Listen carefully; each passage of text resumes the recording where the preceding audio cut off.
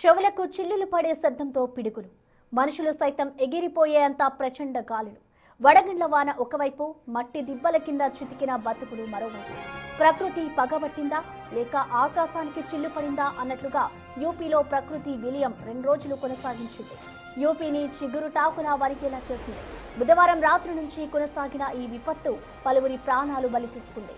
ప్రకృతి పగబట్టినట్లు ఒక్కసారిగా విరుచుకుపడిన ఈ తుఫాను పేదోడికి కోలుకోలేని గాయం చేసింది.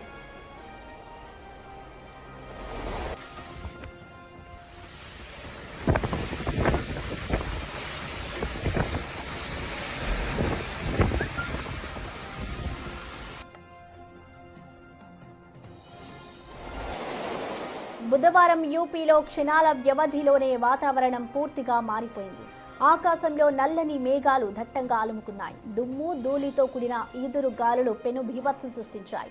యూపీ వ్యాప్తంగా కురిసిన భారీ వర్షాలకు 127 మంది ప్రాణాలు కోల్పోయారు. వందలాది మంది గాయపడ్డారు. తుఫాను విధ్వంసం కారణంగా గూడు కోల్పోయిన వారికి లెక్కే లేదు. ప్రయాగ్రాజ్, భదోహి, మీర్జాపూర్, ఫతేపూర్, బరేలీ, ప్రతాప్గఢ్ జిల్లాలో ఈ ప్రభావం ఎక్కువగా ఉంది.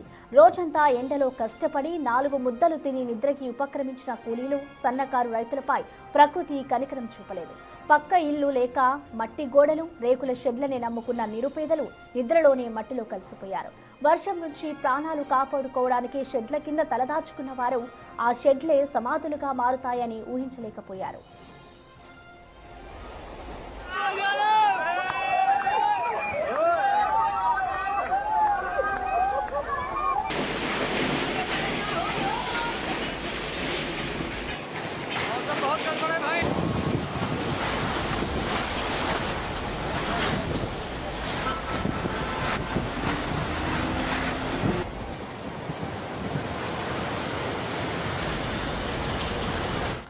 బరేలీలో చోటు చేసుకున్న ఓ ఘటన ఈ తుఫాను తీవ్రతకు అద్దం పడుతోంది.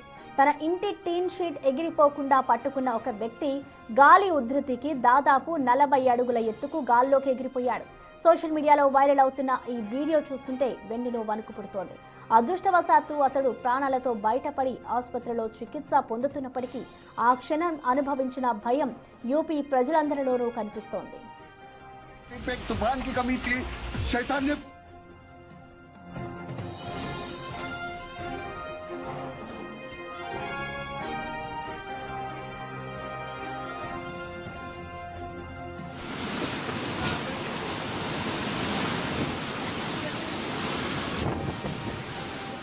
ప్రకృతి బీభత్సానికి వేలాది విద్యుత్ స్తంభాలు నేలమట్టం కావడంతో వందలాది గ్రామాలు అంధకారంలో మునిగిపోయాయి.